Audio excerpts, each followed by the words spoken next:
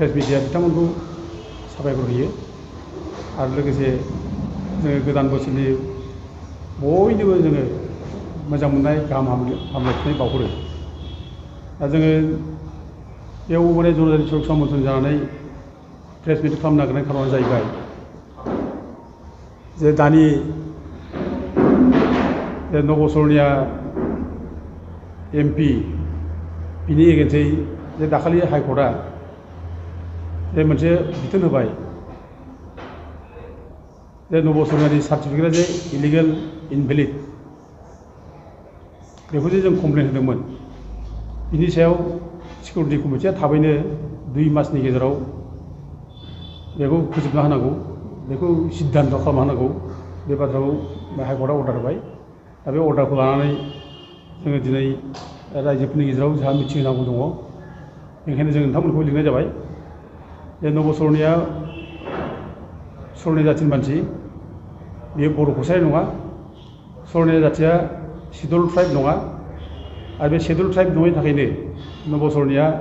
थगायनानै बेयो बर' कसारि नाम लानानै बे सार्टिफिकेटखौ लादों आरो बे सार्टिफिकेटआ इलिगेल फ्रड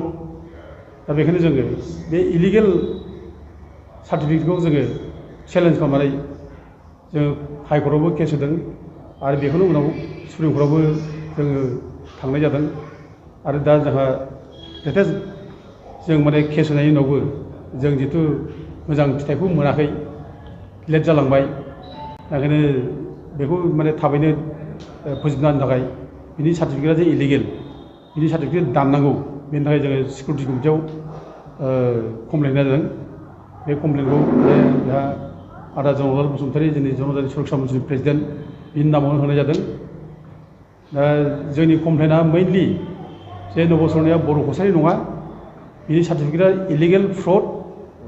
आरो लोगोसे बिनि जायनाखि हानि रेकर्ड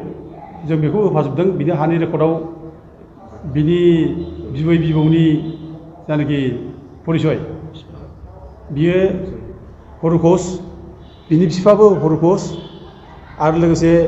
बिनि जायनाखि स्कुल सार्टिफिकेट बे स्कुल सार्टिफिकेट जेब्ला बे तामुलपुर MB स्कुलाव फरायो बेयाव बिनि टाइटेला देखा ओमफ्राय बियो जेब्लानाखि तामुलपुर हायार सेकेन्डारि स्कुलाव फरायो बे समाव बिनि टाइटेला सर'निया आरो बिनि जायनाखि बिफा बिनि लेगिस्लेटार बे लेगिस्लेटाराव बिनि परिचया हर'कस आरो बिनिफ्राय जे बे जे माने बिनि बिफा लक्ष्मीकान्त हर'कसआ जे आसाम रेजिमेन्ट माबानिफ्राय सार्टिफिकेट जेरैखि मोनबोदों बे सार्टिफिकेटआव बेखौ दास लिरना होनाय जादों लक्ष्मीकान्त दास दा गथिखे बिसिनि बंस' परिचया खुनु गद गैया बबेबा समाव देखा टाइटेल लादों बबेबा समाव दास टाइटेल लादों आरो बिसिनि जायनाखि हानि रेकर्ड बेयाव हर'कस दा गथिखे बिसोरो बर' कसारि एखेबारे नंथ्रा बे प्रमानथार दा जों बेखौ मोननानैनो जों हाइकर्टआव 2014आव जेब्ला प्रथम MP जायो बे समाव जों केस होनाय जादोंमोन दा बे केसआव हयथ' जोंनो हाइकर्टआ मोजां रोखोम बिसार होनाय जायाखै दा बे बिसाराव जों मोजां रोखोम मोनैनि थाखाय जों आरोबाव सुप्रिम कर्टआव जों एपिल खालामनाय जादों दा सुप्रिम कर्टआवबो जेब्ला आपिल खालामो सुप्रिम कर्टआ जोंखौ बुंदों बे समाव जे नोंसोरो मानो ट्राइबेल संघआ सार्टिफिकेट होनाया इलिगेल बेखौ नोंसोर माने इस्यु फ्रेम खालामनानै चेलेन्ज खालामाखै बे बाथ्राखौसो रन्जन गगैया बुंदों आरो लोगोसे गाव एडमिट खालामदों रन्जन गगैया बुंदों जे आं मिथिगौ सर'नियाफ्रा ट्राइबेल नङा आं मिथिगौ सर'निया बर' कसारि नङा बे बाथ्राखौ बुंदों खिन्थु बे दाय होदों जोंखौ मा जे नोंसोर मानो बे सार्टिफिकेट जायनाखि लादों नबसरनिया बे सार्टिफिकेट होग्रा ट्राइबेल संघआ जे अथ'रिटि नङा बेखौ नोंसोर माने इस्यु फ्रेम खालामाखै बे बाथ्राखौल' बुंदों दा खिन्थु दिनै नबसरनिया बुंलाबायनाय गिदिंलाबाय थादों बे बुंलाबाय थादों जे गावखौलायनो हाइकर्टआबो सुप्रिम कर्टआबो ट्राइबेल बानायखाबाय होनना बुंदों आरोखि दा हाइकर्टआ खुनु अथ'रिटि नङा सुप्रिम कर्टआबो अथ'रिटि नङा सोरखौबा ट्राइबेल बानायनायनि सोरखौबा ट्राइबेलनिफ्राय दाननायनि फिसा बे रोखोम माने पावार गैया पावारा अनलि माने ट्राइबेल बानायनाय पावारा अनलि पार्लियामेन्ट इन्डियान पार्लियामेन्टसो खालामो बे हाइकर्ट सुप्रिम कर्टआ खालामा दा बे मिसा खोथा बुङै बुङै बे गिदिंगासिनो दङ दा बिनि जायनाखि रेकर्ड लेजिस्लेटार बिनि हानि रेकर्ड गासिबो प्रमान जाबाय बे माने बर' कसारि नङा आरो बेखौ जों जेब्ला केस होयो बे डकुमेन्टसफोरखौ जों साबमिट खालामनानै केस होदों आरो सिकिउरिटि कमिटियाव जोंना आदा जनकनि नामाव जेब्लानाखि कमप्लेन होयो सिकिउरिटि कमिटियावबो जों बेफोर गासैबो डकुमेन्टसखौ जों साबमिट खालामनानै जोङो कमप्लेनखौ होनाय जादों दा सिकिउरिटि कमिटियाबो बे डकुमेन्टसखौनो मोननानै बिसोरबो माने तदन्त खालामनो थाखाय बे एडिसनेल माने डाइरेक्टर जेनेरेल अफ पुलिस बेनो दायथ' होदों ओमफ्राय additional director general of police Uluberia माने क्राइम ब्रान्चआव हरदों माने 2 माससिम बिनि सार्टिफिकेटखौ माने केन्सेल खालामनानै दा माबाया सिकिउरिटि कमिटिया दायथ' लानांसिगौ दा जों आसा खालामदों दाथ' जिहेतु जेबो खामानि गैला जेब्ला मावनांगौ गैला जेब्ला सिकिउरिटि कमिटिया गासिबो जाखाजोब्बाय जेब्ला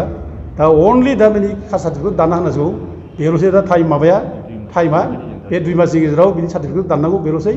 ओमफ्राय जों आसा खालामदों दा बे जुदि केन्सेल जायोब्ला आरो जाखानांगौखा जेबो उफाय गैला दा बिनि गेजेराव सोरबा जुदि गाज्रि बुद्धि खालामनानै माबा खालामबायदोंब्ला जों बेखौ मा खालामगोन बुंनो हाया खिन्थु लामानो गैया जों दा बेखौ जे बासायनायनि लामा जों नुहुरा आरोखि जेबो गैया माने जा दायथ' दंमोन सिकिउरिटि कमिटियाबो अलरेडि माने नागिरना मोनजोब्बाय बे जे बर' कसारि नङा प्रमान जाजोब्बाय गासिबो माने खावलायो अनारेबल माने सिकिउरिटि कमिटिखौ जों खावलायो बिथांमोना न्याय होनांगौ आरो बिथांमोना जुदि प्रपार फराम जिहेतु माने सिकिउरिटि कमिटियानो प्रपार फराम सार्टिफिकेट इलिगेल बेखौ डिसाइड खालामनायनि माने फरामानो बे सिकिउरिटि कमिटि दा गतिके बिथांमोना थाब दाननांगौ जोङो बेखौ आसा खालामो दानगोन आरो जों बेखौ न्याय मोनगोन आरो जों इतिमধ্যे दाखालिबो बुंखांबाय बेनि सार्टिफिकेटआ जेब्ला दानजायो अब्ला जोङो बेखौ माने इन्डियान पार्लामेन्ट स्पिकारनो जों बेखौ हैगोन आरो लोगोसे इन्डियानि सिभिल इलेक्सन कमिसनारनो जों बेखौ कमप्लेन होगोन आरो जेब्ला कमप्लेन होयो अब्लानो बिनि एमपिआ दानजागोन दा बिनि कास्ट सार्टिफिकेटल' माने दानजाग्रोनांगौ फार्स्टआव बिनि उनावनो बिनि एमपिबो दानजागोन आरो जेब्ला बे एमपि दानजागोन अब्लानो बिनि सायाव मोनसे क्रिमिनेल प्रसिडिं जागोन क्रिमिनेल केस जागोन जेब्ला क्रिमिनेल केस जागोन बियो बेसेबां माने गावनि बेथन लानाय दंमोन एमपि जानाय समाव बायदिसिना सुबिदा लानाय बेखौबो होफिननांगोन दा बेबायदि उदाहरना दङ अन्ध्र प्रदेशआव मोनसे केस जादोंमोन बे सत्र सरला विजय रामा राजु होननाय बिनि केस बे केसआवबो सासे ट्राइबेल नङि मानसिया ट्राइबेल सार्टिफिकेट लानानै बोसोरबा मन्थ्रि जादों बियो दा बे बोसोरबा मन्थ्रि जानायनि उनाव बेखौ जेब्ला ट्राइबेल नङा होननानै प्रमान जायो अब्ला बे केसआव जेननानै बे गावनि बेथन लानाय गावनि सुजुग सुबिदा लानाय बेखौबो होफिनजोबनाङो दा बियो पानिशमेन्ट मोननाङो दा गथिखे जोंनि बेलायावबो बिदि जागोन आरो जों बेखौ खालामथारगोन जोंनिफ्राय जेसेबां हायो जों बेखौ साजा होगोन जोंखौ अनेकबार हेरासमेन्ट होबाय बियो जाय मानसिया बर' कसारि नङा बे बर' कसारि नङि मानसिया दिनै बर' कसारि सार्टिफिकेट लानानै अबर' संगठन दानानै दिनै जोंखौ जे हेरासमेन्ट होगासिनो दं फैगौ माने दिनसिम माने 2 माससिम बिनि सार्टिफिकेटखौ माने केन्सेल खालामनानै दा माबाया सिकिउरिटि कमिटिया दायथ' लानांसिगौ दा जों आसा खालामदों दाथ' जिहेतु जेबो खामानि गैला जेब्ला मावनांगौ गैला जेब्ला सिकिउरिटि कमिटिया गासिबो जाखाजोब्बाय जेब्ला दा अनलि दा माने कास्ट सार्टिफिकेट दानना होनांगौ बेल'सै दा टाइमा बे 2 मासनि गेजेराव बिनि सार्टिफिकेट दाननांगौ बेल'सै ओमफ्राय जों आसा खालामदों दा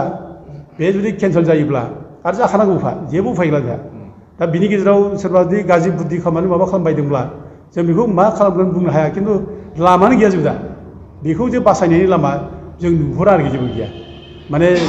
जा दायथ' दंमोन सिकिउरिटि कमिटियाबो अलरेडि माने नागिरना मोनजोब्बाय बे जे बर' कसारि नङा प्रमान जाजोब्बाय गासिबो दा गथिखे